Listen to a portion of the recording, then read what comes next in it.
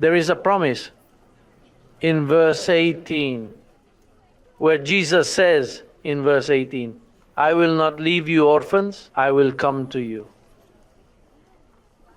Take note. Today we are talking about the head. Where is the mind? Where in the body? In the head.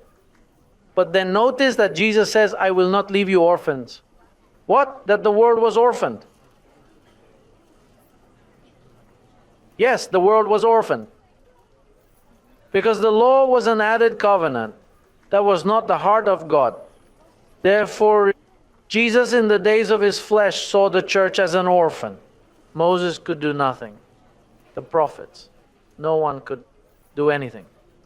When he says, I will not leave you as orphans, it is because the whole world was an orphan, fulfilling the law, seeking God in the temples. There was a state of orphanhood. Then after he promises, I will not leave them orphans. Then it says in chapter 16, verse 12. Look what it says, verse 12. It says, I still have many things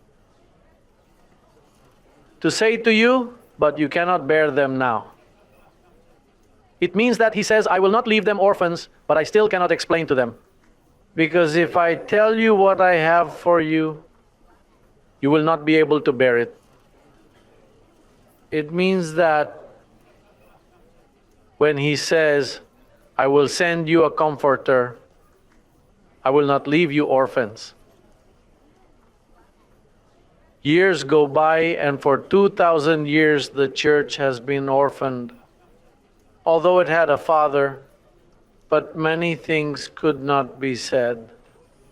Because even though Paul was a father, he was a father in the aspect of leaving written information.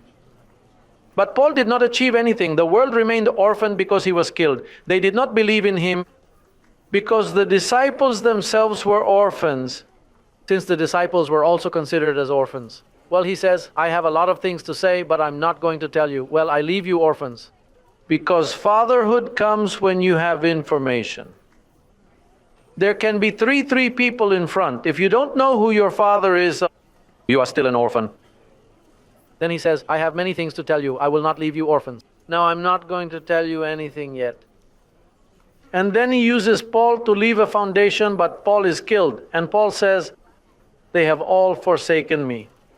Paul could not make it. He says, after my departure, they will reduce them to slavery and they will remain orphans. So for 2,000 years, the church has been an orphan.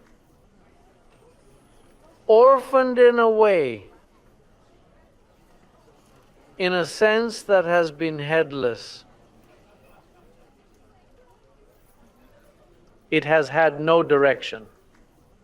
So, and the proof is in the thousands of denominations out there. Look, there are the Catholics, there are the Protestants, there are the Mormons, there are the Jehovah's Witnesses, there are the spiritualists, there are evangelicals from different parts and all. They say that they do not agree. Some say that baptism is by sprinkling, pouring a stream of water from above. Others say it must be by immersion. And others use different rites, ceremonies, and they all differ.